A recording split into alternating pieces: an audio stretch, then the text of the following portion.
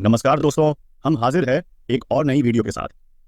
आज की मूवी में हम देखेंगे कि एक आदमी जो दुनिया की किसी भी हाईली सिक्योर्ड जेल से आसानी से भाग सकता है, कैसे एक जेल में फंस जाता है और वहां से निकल पाता है या नहीं। आज हम बात करने जा रहे हैं एस्केप प्लान मूवी के बारे में। मूवी की शुरुआत होती है कोलोराडो की एक हाई सिक्योरिटी जेल से। मूवी का मेन कैरेक्टर रे ब्रेसलिन उर्फ बल्लू सांडा इसी जेल में बंद है। रे को उसका एक साथी कैदी बताता है कि जैक्स नाम का आदमी कल उसे मारने की प्लानिंग कर रहा है। अगले दिन जब रे बाहर जाता है, जैक्स रे पर हमला करता है, लेकिन रे पहले से ही तैयार था। रे उसे और दो और कैदियों को एक प्रोफेशनल फाइटर की तरह मारता है। हंगामे के कारण गार्ड रे को पकड़ लेते हैं और उसे सबसे अलग सेल में डाल देते हैं। रे को एक छोटे से कमरे में रखा जाता है जिसमें कोई खिड़की नहीं है और केवल एक टॉयलेट शीट है। उस पर हर समय कैमरे के जरिए नजर रखी जाती है। उसे सिर्फ बाइबल रखने की परमिशन है। रे अब जल्दी से जेल से भागने का प्लान बनाना शुरू कर देता है। उसने पहले ही जेल के लेआउट का एनालिसिस कर लिया था। उसे पता लगा कि उसका सेल वाला एरिया फायर गैराज के पास है। इसके बाद वह देखता है कि जेल में सिक्योरिटी गार्ड्स की भी कमी है। कई दिनों तक रे सिक्योरिटी गार्ड पर नजर रखता है और उनके डेली रूटीन के पैटर्न का पता लगाता है, जिसमें उनका ठीक 7 मिनट स्मोकिंग करने के लिए बाहर जाना भी शामिल है। अब उसे बस किसी तरह से अपने सेल के दरवाजे का पासकोड पता करना था। रे टॉयलेट पेपर और पानी से छोटी छोटी बॉल्स बनाता है। रे चॉकलेट मिल्क पैकेजिंग से प्लास्टिक की एक शीट निकालता है जो उसे खाने के साथ दी जाती है। वह चुपके से प्लास्टिक शीट को टच पैड पर रखता है और सिक्योरिटी गार्ड के पासकोड डालने के बाद वो चुपके से शीट को निकाल लेता है। वो फिंगरप्रिंट देखकर पासकोड का अंदाजा लगाता है। वो एक कागज पर कुछ लिखता है जिससे उसके साथी रे के भागने का डेट और टाइम पता लगा लेते हैं। वो चुपके से खाना देने वाली विंडो के लॉक में कागज डाल देता है। जब गार्ड स्मोकिंग करने जाते हैं तो रे विंडो खोलकर सेल से बाहर निकलने के लिए पासकोड डालता है। उसके सेल का दरवाजा खुल जाता है। रे कैमरा की रिकॉर्डिंग को पीछे कर देता है जिससे किसी को पता ना लगे कि रे सेल में नहीं है। वो एक एयर वेंट से होते हुए फायर गैराज में जाता है। जेल के बाहर उसकी टीम ध्यान भटकाने के लिए कार में धमाका कर देती है। आग बुझाने के लिए फायरमैन फायर ब्रिगेड को बाहर ले जाते हैं। रे फायरमैन वाले कपड़े पहन लेता है जिससे उसे कोई नहीं पहचानता। जेल से बाहर निकलने के बाद रे अपने साथियों अबीगैल और हश के साथ गाड़ी में बैठकर निकल जाता है। वे रे को सड़क के किनारे एक स्टोर पर छोड़ देते हैं और उसे एक सिक्का देते हैं। वो एक कॉल करता है और वहां पुलिस आ जाती है और उसे अरेस्ट करने लगती है।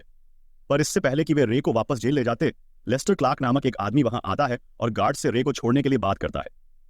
आगे हम लेस्टर और रे को जेल वार्डन से बात करते हुए देखते हैं। हमें यह पता चलता है कि रे ब्रेसलिन एक सिक्योरिटी फर्म का फाउंडर है जो जेलों के सिक्योरिटी को टेस्ट करता है। जेल का वार्डन रे से बहुत इंप्रेस है और उसका थैंक्स करता है क्योंकि उन्हें पता चल गया था कि जेल की सुरक्षा को कैसे बेहतर बना सकते हैं। मीटिंग के बाद रे 5 महीनों में पहली बार अपने ऑफिस जाता है। वह कंप्यूटर की एक पजल को छुटकियों में सोल्व कर देता है जिससे उसका दोस्त शॉक हो जाता है। उसके बिजनेस पार्टनर लेस्टर ने CIA ऑपरेटिव जेसिका मिलर के साथ मीटिंग तय की है। वह चाहती है कि रे एक नई टॉप सीक्रेट जेल का टेस्ट करे, इस शर्त पर कि रे और उसकी टीम को जेल की असली लोकेशन नहीं बताई जाएगी। वह उसे इस डील के लिए लाखों डॉलर की पेशकश करती है, लेकिन रे को इस बार कुछ डाउट हो रहा था। पर रे लेस्टर के कहने पर यह काम करने के लिए रेडी हो जाता है। वे उसे एंथनी पोर्टोस नामक एक स्पेनिश आतंकवादी की नकली आइडेंटिटी देते हैं। रे को एक इमरजेंसी एग्जिट कोड दिया गया है। इमरजेंसी होने पर रे इस कोड को बताकर किसी भी टाइम जेल से बाहर आ सकता है। एबिगेल प्रोटोकॉल के अकॉर्डिंग उसके हाथ में ट्रैकर लगाती है। रे सड़क पर खड़ा होता है ताकि उसे उठाया जा सके, लेकिन अचानक कुछ लोग उसे नीचे गिरा देते हैं। वे उसे एक वैन में पीछे फेंक देते हैं। वे लोग मास्क पहने हुए थे। वे रे की बॉडी को स्कैन करते हैं और ट्रैकर ढूंढकर उसे बाहर निकाल लेते हैं। एबिगेल और हर्ष के कंप्यूटर से रे का सिग्नल गायब हो जाता है। रे को इंजेक्शन देकर बेहोश कर दिया जाता है। जब वह उठता है तो रे खुद को एक कांच की सेल में पाता है जो एक प्लेटफॉर्म पर बनी हुई है। उसके चारों ओर उसी के जैसी कई सेल्स हैं जिनमें कैदी है। उन पर मूविंग कैमरों के जरिए नजर रखी जा रही है। फिर रे को जेल वार्डन हॉब्स से मिलने के लिए लाया जाता है जो खुद का इंट्रो देता है। रे कंफ्यूज है क्योंकि उसे बताया गया था कि जेल वार्डन मार्श नाम का आदमी है। कुछ गड़बड़ होने का एहसास होने पर रे अपना एग्जिट कोड बताता है, लेकिन हॉब्स को नहीं पता कि उसका क्या मतलब है और उसे इग्नोर कर देता है। सेल में वापस आने पर सभी कैदियों को ब्रेक के लिए एक दूसरी जगह ले जाया जाता है। वहां के सभी सिक्योरिटी गार्ड एक जैसे मास्क पहनते हैं और उन्हें किसी भी कैदी को मारने की परमिशन है। रे के पास कुछ कैदी आते हैं जो उसका यहां नए होने का फायदा उठाना चाहते हैं, लेकिन रे उनके बॉस का हाथ तोड़ देता है और एमिल नाम का एक कैदी सबको पीछे हटने के लिए कहता है। एमिल रे को वार्निंग देता है कि बच के रहना, कहीं तुम यहां मारे ना जाओ। एमिल कहता है कि उसने कोई क्राइम नहीं किया है और उसे केवल इसलिए कैद किया गया है क्योंकि होब्स उससे उसके बॉस मैनहेम के बारे में इंफॉर्मेशन चाहता है। रे को अब यह विश्वास होने लगा है कि यह जेल क्रिमिनल्स को नहीं रखती, बल्कि एक टॉर्चर चेंबर है जहां अमीर लोग अपने दुश्मनों को भेजते हैं। एमिल उसे आइसोलेशन रूम के बारे में बताता है तो रे उस रूम की जांच करने का प्लान बनाता है।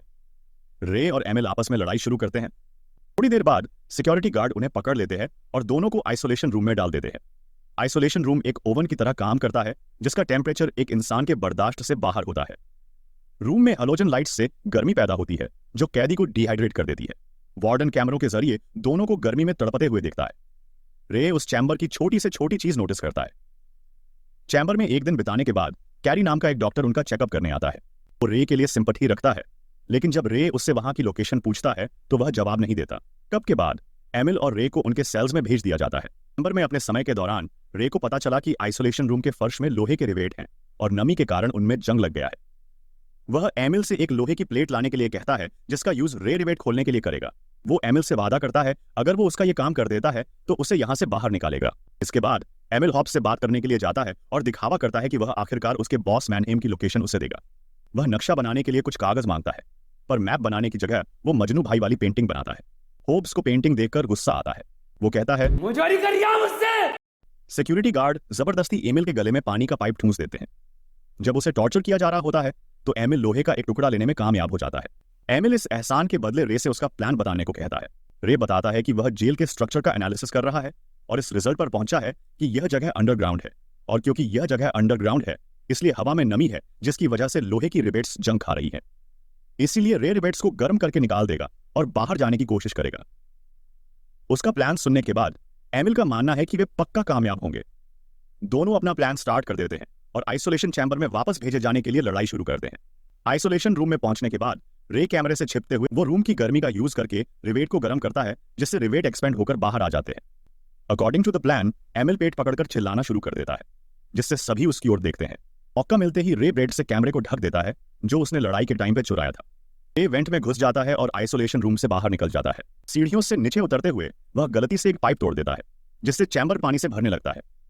जब रे बाहर निकलता है तो वह यह देखकर हैरान रह जाता है कि जेल समुद्र के बीच में एक बड़े शिपिंग जहाज में है। वह जल्दी से वापस अंदर चला जाता है इससे पहले कि कोई उसे देख ले। पानी की लीकेज के कारण हर जगह पानी भर रहा था जिससे गार्ड का ध्यान भटक जाता है। ये जलपरा बनकर तैरते हुए जल्दी से रूम में वापस जाता है।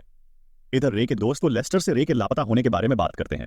वे कहते हैं कि रे को उसके काम के लिए जो चेक दिया गया था वह बाउंस हो गया है, लेकिन लेस्टर उन्हें बताता है कि उसने पहले ही उससे बात कर ली है और सब कुछ ठीक चल रहा है।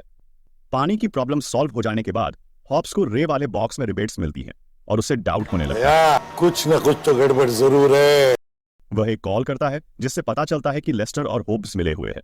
लेस्टर उससे रे को पूरी जिंदगी जेल में रखने के लिए कहता है। यहां हमें पता चलता है कि लेस्टर लालची है और कंपनी को अपने पास रखना चाहता है और उसका मालिक बनना चाहता है। शाम को रे सोने की कोशिश कर रहा होता है, लेकिन एक गार्ड उसे जगाए रखने के लिए उसकी दीवार पर नॉक करता रहता है और सुबह उसे जगाने के लिए पीटता है। ऐसा हर दिन होने लगता है और रे का शरीर इतना कमजोर होने लगता है कि वह मुश्किल से हिल पाता है। एमिल उसे हार न मानने के लिए मोटिवेट करता है। दोनों अपने प्लान पर काम करते रहते हैं और उनके स्केड्यूल की इंफॉर्मेशन इकट्ठी करते हैं। अब उन्हें यह पता लगाना है कि वे दुनिया के किस हिस्से में हैं ताकि वे भागने का फाइनल प्लान बना सकें। प्लान के तहत एमिल चुपके से रे को चाकू मार देता है। रे को टांके लगाने के लिए कैरी के पास ले जाया जाता है। रे डॉक्टर से मदद मांगने की कोशिश करता है, लेकिन वह ऐसा करने से मना कर देता है। टांके लगते टाइम दर्द का बहाना करते हुए रे वहां से कुछ सामान चुरा लेता है जिससे वो जहाज के कोऑर्डिनेट्स का पता लगाने के लिए एक डिवाइस बनाने वाला है। रे सेक्सटेंट नाम की एक डिवाइस बनाता है, पर इस डिवाइस को काम करने के लिए उन्हें डेक पर जाना होगा। इसलिए एमिल एक मुस्लिम कैदी जावेद अफरीदी से अपने प्लान में मदद करने के लिए कहता है। तीनों को आपस में बात करते देख होप्स रे को अपने पास बुलवाता है। वो रे को कहता है कि तुम यहां से कभी भाग नहीं सकते क्योंकि मैंने ये जेल तुम्हारी किताब पढ़कर डिजाइन की है। रे मन ही मन सोचता है 10 अक्टूबर रात 10 बजे बल्लू तुम्हारी जेल से फरार। एक चाल चलता है और उसे कहता है कि वो एमिल से मैनहेम की लोकेशन का पता लगाकर उसे दे सकता है। होप्स मान जाता है। इधर प्लान के तहत जावेद वार्डन को रे का प्लान बताने के लिए मान जाता है और होप्स का जासूस बनने को कहता है। वो उससे उनके प्लान की इंफॉर्मेशन देगा और बदले में वह वार्डन से उसे खुली हवा में नमाज पढ़ने की परमिशन मांगता है। वार्डन मान जाता है और उसे बाहर जाने देता है। जावेद बाहर आकर डिवाइस का यूज करके जहाज के कोऑर्डिनेट्स पता लगाने लगता है। कोऑर्डिनेट्स मिलने के बाद रे अनुमान लगाता है कि वे मोरक्को के पास अटलांटिक महासागर में है। एमिल कहता है कि मोरक्को में उसका एक दोस्त है जो उसका कर्जदार है। अगर वे किसी तरह उसे मैसेज पहुंचा देते हैं तो वो और उसका ग्रुप पक्का उन्हें बचाने के लिए आएगा। रे फिर से जेल के डॉक्टर से मिलने के लिए कुछ खा लेता है। उसे डॉक्टर के पास ले जाया जाता है।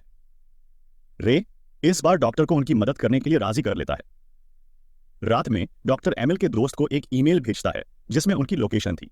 इसके बाद रे हॉब्स को मैनहेम को खोजने के लिए एक नकली लोकेशन देता है।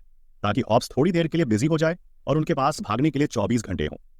रे जावेद को भी हॉब्स के पास भेजता है और उनके भागने का गलत प्लान उसे बताने के लिए कहता है। इसलिए हॉब्स कैमरों की जांच करने के लिए दौड़ता है। होब्स देखता है कि रे उसकी सेल की दीवार पर टैप कर रहा है। वो मैसेज को डिकोड करता है और उसे पता लगता है कि ब्लॉक सी में दंगे होने वाले हैं। होब्स ज्यादा सिक्योरिटी ब्लॉक सी में भेज देता है। अब उनके एरिया में बस 2 गार्ड थे। रे ने सही समय देखा और वहां लड़ाई शुरू करवा देता है। सभी जगह लड़ाई शुरू हो जाती है। रे, एमिल और जावेद डेक पर जाने के लिए वहां से भागते हैं। वार्डन ये नोटिस करता है और सब जगह लॉक लगवा देता है। उसी समय एमिल के आदमी भी उन्हें बचाने के लिए हेलीकॉप्टर लेकर आ जाते हैं। लेकिन जहाज के अंदर गार्ड्स और उन तीनों में गोलीबारी होती है। जावेद को गोली लग जाती है और वह आगे नहीं बढ़ पाता। रे जल्दी से एक प्लान सोचता है और एमिल से जावेद के साथ रहने के लिए कहता है और खुद बिजली काटने के लिए इंजन रूम की तरफ चला जाता है। जावेद एमिल से उसके बिना चले जाने के लिए कहता है क्योंकि वह जानता है कि वह बहुत घायल है और जिंदा नहीं बच सकता। एमिल न चाहते हुए भी वहां से चला जाता है। कुछ समय बाद गार्ड जावेद के पास पहुंचते हैं और उसे मार देते हैं। उसी समय रे बिजली बंद कर देता है जिससे सारे लॉक खुल जाते हैं। एमिल डेक पर आ जाता है। एमिल हेलीकॉप्टर की ओर भागता है और गार्ड उस पर गोली चलाते हैं। हेलीकॉप्टर के पास आकर वो रे के बाहर आने का इंतजार करता है और M249 उठाकर गार्ड्स पे चला देता है। M249 के आगे कोई बोल सकता है क्या? रे नए प्लान के अकॉर्डिंग जहाज के अंदर एक टैंक में चला जाता है। एमिल हेलीकॉप्टर में बैठ जाता है और वहां से चला जाता है। जैसे ही जहाज की लाइट वापस आती है, जहाज का सिस्टम रीस्टार्ट होता है। रीस्टार्ट प्रोसेस के अकॉर्डिंग सारे टैंक्स में पानी भरना स्टार्ट हो जाता है और उसे फ्लश कर देता है, जिससे रे भी पानी के साथ बाहर आ जाता है। एमिल रे को देख लेता है और पानी में सीढ़ियां फेंकता है। रे सीढ़ी पर चढ़ जाता है पर होब्स उस पर गोलियां चलाता है। रे जहाज पर तेल के टैंकों पर गोली चलाता है, जिससे एक ब्लास्ट होता है जिसमें वार्डन और उसके आदमी मारे जाते हैं। दोनों हेलीकॉप्टर में उड़ जाते हैं और मोरक्को के तट पर उतरते हैं। एक कार उन्हें लेने आती है और रे हैरान हो जाता है कि जेसिका, वह लेडी जिसने उसे जेल में जाने के लिए काम दिया था, उसमें से बाहर निकलती है। वह और भी हैरान हो जाता है जब एमिल कहता है कि वह उसकी बेटी है। तब पता चलता है कि एमिल ही असल में मैनहेम है। उसने अपने पिता को जेल से बाहर निकालने के लिए रे को काम पर रखा था। जाने से पहले जेसिका रे को बताती है कि उसका business partner Lester jail warden के साथ मिला हुआ है और वो रे को हमेशा के लिए जेल में रखना चाहता था। अगले सीन में हम रे और अबीगैल को एक साथ देखते हैं। अबीगैल उसे बताती है कि लेस्टर को जेल के सीईओ के रूप में नौकरी की पेशकश की गई थी यदि रे बाहर नहीं निकल पाता। अब लेस्टर भागने की कोशिश करता है, लेकिन हर्ष उसकी कार में उसका इंतजार कर रहा था और उसे बेहोश कर देता है। जब लेस्टर की नींद खुलती है तो वह पाता है कि कार एक बॉक्स के अंदर है और हम देखते हैं कि वो बॉक्स समुद्र के बीच में एक जहाज पर है। फिल्म यही खत्म हो जाती है। ऐसी और इंटरेस्टिंग वीडियोस देखने के लिए प्लीज चैनल को सब्सक्राइब जरूर करें। वीडियो को लाइक करें और कमेंट सेक्शन में लिखकर जरूर बताएं कि आपको वीडियो कैसी लगी। Thanks for watching the video. See you all in the next video. जय सिया राम।